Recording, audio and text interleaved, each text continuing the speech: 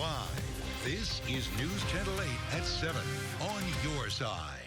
This is Chief Meteorologist Jeff Baradelli. It's been a very stormy day. Lots of showers and thunderstorms across the area, and some continuing. The heaviest rain right on top of Sarasota and also Manatee counties. How much longer will this last, and what does your holiday weekend look like? I'll be back in just a bit to talk about that. Sounds good. Thank you, Jeff. And I'm Jennifer Lee. Thank you for joining us tonight. We'll get to your forecast in just a moment, but first, we have a big top story tonight. Governor Ron DeSantis has officially announced his presidential campaign, laying out his plan. We have team coverage tonight. Polk County Bureau reporter Stacy DeSilva spoke to voters about whether they would support the governor making the move to president. But first, Jack Royer joins me right now with the very latest. Jack, this got off to a bit of a rocky start. This announcement was supposed to happen on Twitter Spaces at 6 o'clock. We waited quite some time, though. The servers kept crashing. Right. But it was finally 6:26, and we were off to the races. And our viewers would be forgiven if they're sitting at home going, what is Twitter Spaces? Exactly. This was a conversation, basically, between Elon Musk and another gentleman on Twitter's platform, talking a lot about major Republican policy issues. They had that bumpy start at the beginning before Governor DeSantis essentially read a stump speech for the next few minutes, talking about COVID, talking about a lot of policies from the Trump administration and somewhat of what he wants to do, but officially saying he's going to run. And one of the key takeaways was that he made a critical promise for the campaign. Yes, he did, and a very bold promise at that. Take a listen. If you nominate me, you can set your clock to January 20th, 2025 at high noon, because on the west side of the U.S. Capitol, I will be taking the oath of office as the 47th President of the United States. No excuses. I will get the job done. Bold indeed. Premonition, a proclamation. I mean, lots of things to take away from that.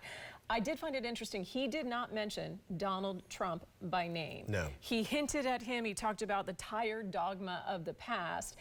But he did certainly criticize some of the past mistakes. Yes, more veiled criticism, if you will. He talked a lot about the COVID policy. He bragged on the fact that he kept Florida open. We've heard that mentioned quite a bit. He never mentions Trump by name. And we should note, by the way, Donald Trump is out with a new campaign ad in the last few minutes that specifically takes aim at Ron DeSantis, says there's no imposter for Donald Trump. There's only one. So this assumption that DeSantis immediately becomes his top rival in this race is certainly proving true. Well, and Governor DeSantis did mention Joe Biden by name, which I found interesting as well. And the president's team is quick on the draw tonight. With that trouble with Twitter Spaces, the servers melting, all of that, Twitter was, of course, lighting up with people who were commenting about the meltdown. Now you can add the president and his team to that list. He put this post up in the middle of all that hysteria online saying, this link works. So they're poking a bit of fun at the DeSantis team here, although the message from the DeSantis team has been consistent around this Twitter space. They're framing this as a free speech issue,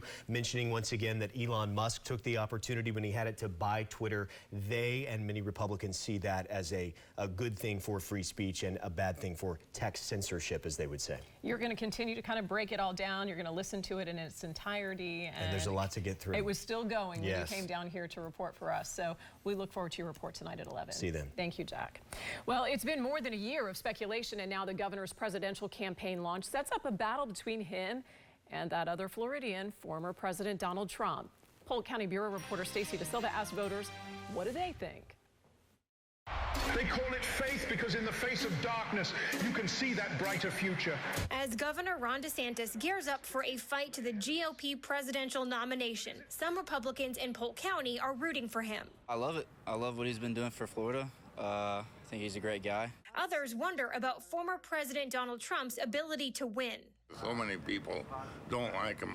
Personally, I like him. I think he's feisty, interesting guy, but I think DeSantis has got a better chance. Billy Townsend says he's a no-party affiliated voter. To him, DeSantis has no chance against the former president due to his personality and his policies. He picks strange fights that don't benefit anybody. I mean, home insurance is doubling for people, and he's like trying to punch Mickey Mouse. For what it's worth, Trump won his primary here in 2016. DeSantis lost his in 2018. Of course, a lot has transpired since then, so we'll see what happens. Reporting in Polk County, I'm Stacy DeSilva, 8 on your side. Again, be sure to join us tonight on News Channel 8 at 11. We'll continue our team coverage on the launch of the governor's presidential campaign with the very latest details.